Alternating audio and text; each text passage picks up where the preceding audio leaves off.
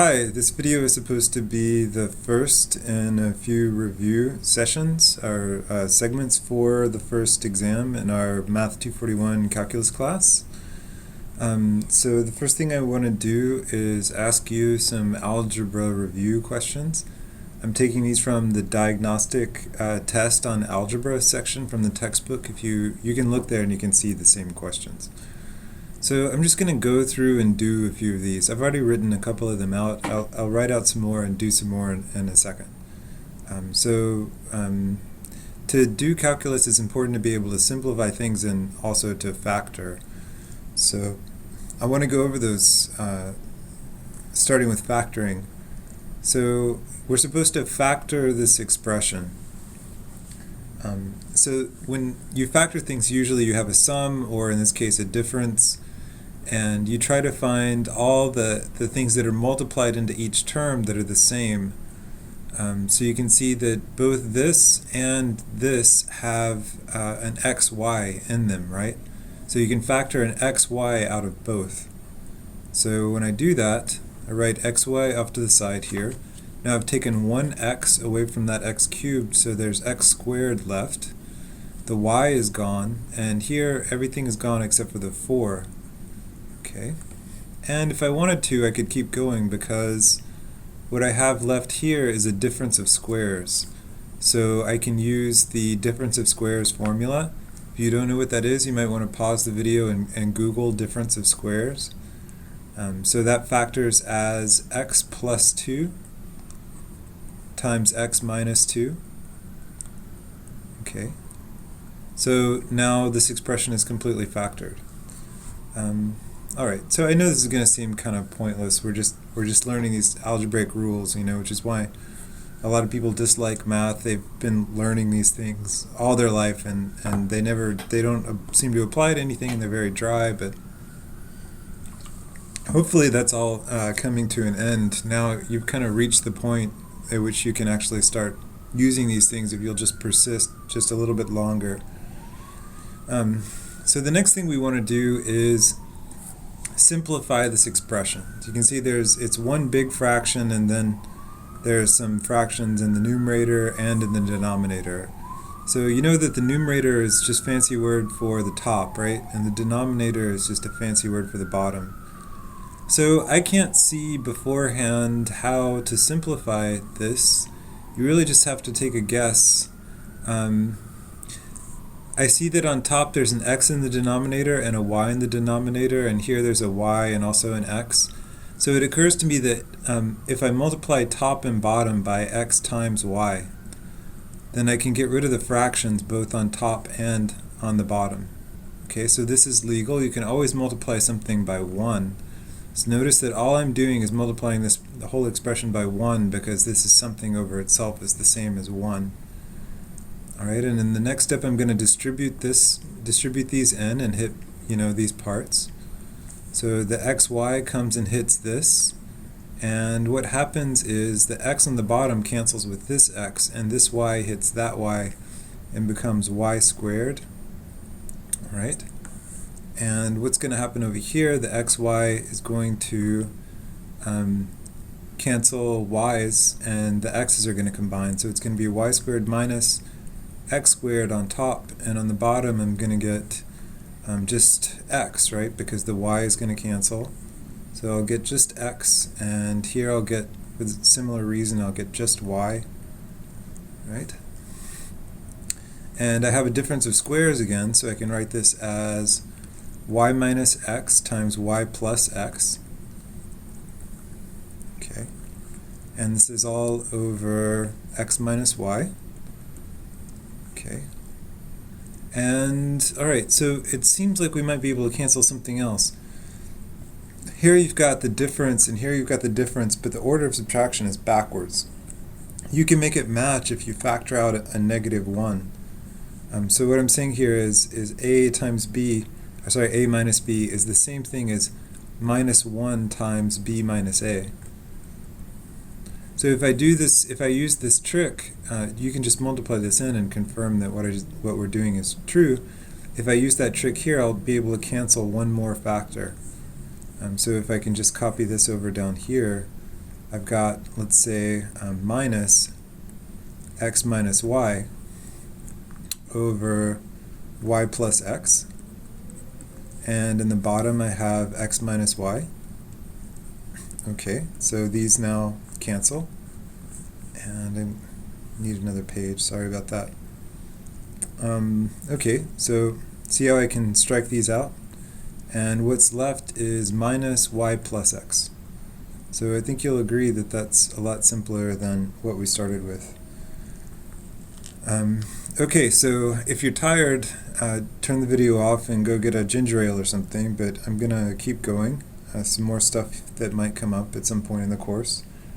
So I'm going to rationalize and simplify. So if you're looking along with me at the diagnostic test, this is number 6.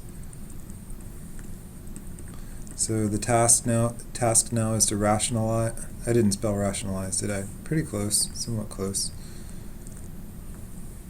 Rationalize and simplify. Okay, so let's do the square root of 10 over the square root of 5 minus 2. Okay. So frequently rationalize means rationalize the denominator.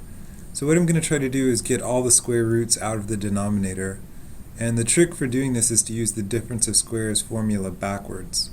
So I'm going to multiply n square root of 5 plus 2 and square root of 5 plus 2 on top. Okay, so that's fair. Now using the difference of squares formula, okay, so now you're really in trouble if you don't know the difference of squares formula, so you might want to pause the video and Google it if you don't know what I'm talking about. So what happens on top is you get square root of 10 times square root of 5 plus 2 times the square root of 10. Okay. And on the bottom, by the difference of squares, this becomes 5 minus 4.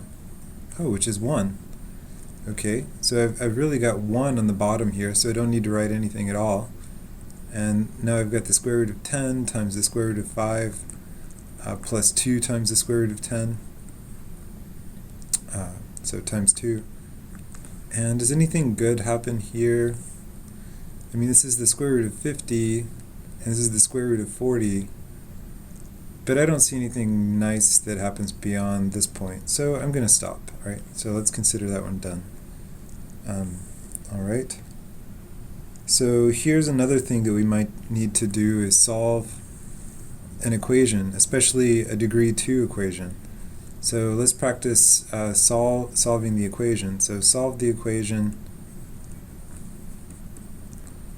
and let's use x squared minus x minus 12 equals 0. Okay, so to solve an equation means find the values of x that make it true. So you can do that by factoring or by using the quadratic formula. Hopefully we can just use our eyeballs to factor this. So to factor it, you need to find two numbers that multiply to be negative 12 and that add to be negative 1. So I'm thinking this is true for minus 4 and 3, right? So just check. They add to be negative 1, they multiply to be negative 12. So that means this expression is the same thing as x minus 4 times x plus 3 equals 0. And so the solutions are x equals 4 and x equals minus 3. Okay, great. So let's go on and do some more. Oh wow, some pretty crazy stuff here. So let's try another one of those quadratics, maybe something a little harder. So what if we have 2x squared plus 4x plus 1 equals 0?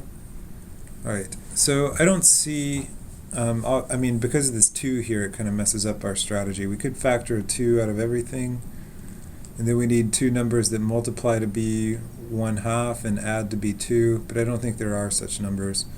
So let's just use the, there must be, just don't listen to me. So let's use the quadratic formula. So let's do minus b plus or minus the square root of b squared minus 4ac. Okay. And we haven't looked at this yet in class, so let me remind you what these terms mean. So, you know, the letters here refer to these coefficients. So this is a is 2, b is 4, and c is 1. And when we plug in those values, this will give us two numbers, which should be the solutions to the equation. So just plugging in, we get minus 4 plus or minus the square root of 4 squared is 16, minus 4 times, what is a times c? It's just 2, right? So this is minus 8. And on the bottom here, we've got 2 times a, so that's 4. All right.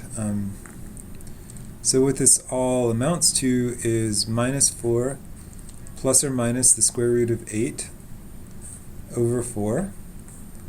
You know, 8 can also be written as 2 times the square root of 2. Is that going to help? Yeah, I guess that'll help a little bit. So let's write this as minus 4 plus or minus 2 times the square root of 2. And down here is 4. So I can cancel some even numbers. And what I get here is this becomes negative 1. And I've still got the plus or minus, and this becomes 1/2. So plus or minus square root of 2 over 2, right? And right, so these are the solutions. So the solutions to this equation are either x equals minus 1 minus root 2 over 2, or x equals minus 1 plus root 2 over 2. Okay. So let me keep going through the algebra review, maybe do one more question. So here's one. So it says solve the inequality.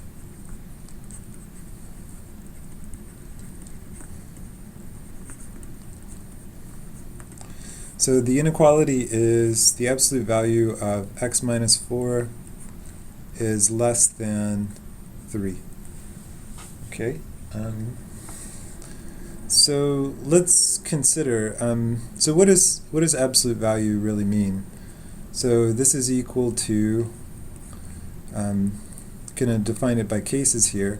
This is equal to x minus 4 if x is greater than 4, because that's when it'll be positive, right? Or it's equal to 4 minus x if x is less than or equal to 4. Okay, so let's just consider both of these two possibilities. So what if I solve x minus 4 is less than 3? So this is simple. This just means that x is going to be less than 7, right? So what this means is that the interval from 4 up to 7 is going to be included in the solution. Now what about the other case where this is equal to 4 minus x? We have 4 minus x is less than 3. So subtract 4 from both sides. So x is less than minus 1. Now I want to multiply both sides by minus 1, but when I do that, remember that it reverses the direction of the inequality, and so this means that x is greater than 1. So this means that 1 up to 4 is also part of the solution. Okay, so just putting these two things together, the solution is 1 up to 4 unioned with 4 up to 7. And so the whole solution is just the numbers between 1 and 7. And let's go up and look at the original problem and just do a sanity check. So if you think about it, if you interpret absolute value as distance, this is saying that we're looking at the numbers whose distance from 4 is at most 3. And that is just 4 plus or minus 3, right? So it should be 7 to 1. So just using common sense, we get the same answer. So this is probably right. Okay, so maybe should we do just one more? So here's one. This is number 10. It says, state whether the equation is true or false.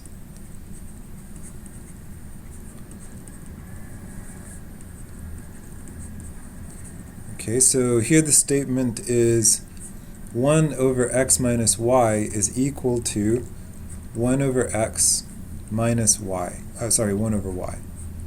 Okay. So it seems like this might be true. This would make life nice. We've done similar things. You know, I hope you've noticed that we've been using this rule over and over again. This is perfectly legal, and this is true. Okay. But it only works with the it only works in the top. It doesn't work in the bottom. So this is actually false. Okay, so it's fine to split a fraction when the plus is in the numerator, but you cannot split the fraction when the difference is in, or the difference or the sum is in the denominator. Okay, so see the difference? It's okay when it's up here. It's not okay when it's in the bottom. So maybe just as one final trick, let's simplify. Here's a big knot. So they give us 3 times x to the 3 halves times y cubed, and this is over x squared y to the negative 1/2. And this whole thing is raised to the minus 2, okay? So this is really just testing how well we understand the way exponents work, which is a very important thing for calculus. All right, so first I'm going to start from the outside in, okay? This negative sign means flip upside down. So let me flip it upside down first, and then I write, to do that I write x squared y to the minus 1/2. And down here now I've got 3 times x to the 3 halves y cubed, and that's gotten rid of the negative sign. Okay. Now I can multiply in this 2 to each of these 4 pieces here. So if I do 2 times 2, that gives me x to the 2 times 2 is 4, and I've got y to the minus 1. Now that 2 hits negative 1/2, it makes minus 1. And the 2 hits the 3 halves here. And it also hits this 3, so be careful about that. And the 2 hits the 3 halves, and you get x cubed because the 2's cancel. And you get y to the 6th power. Okay. So let's keep going. So this is y to the negative 1. That means we can move it down here. So we have x to the 4th. Let's just leave that as 3 squared for now, and I've got x cubed, and the y has come down here, and it makes y to the 7th power, right? Now I can think about canceling these x's that are in common between the top and the bottom. So let me strike these off, and on top you have x now, and you have 3 squared times y to the 7th power, and of course 3 squared is just 9. So this is x over 9 times y to the 7th power. Right. So questions like this might show up on the first exam, or anyway, these are basic skills that will be used over and over again through the course. So I'm going to put a question like this on the exam, and it'll really pay off, both because you'll do better on the exam and because you need to know these things later if you can review some of these algebra skills and get back up to speed on this stuff.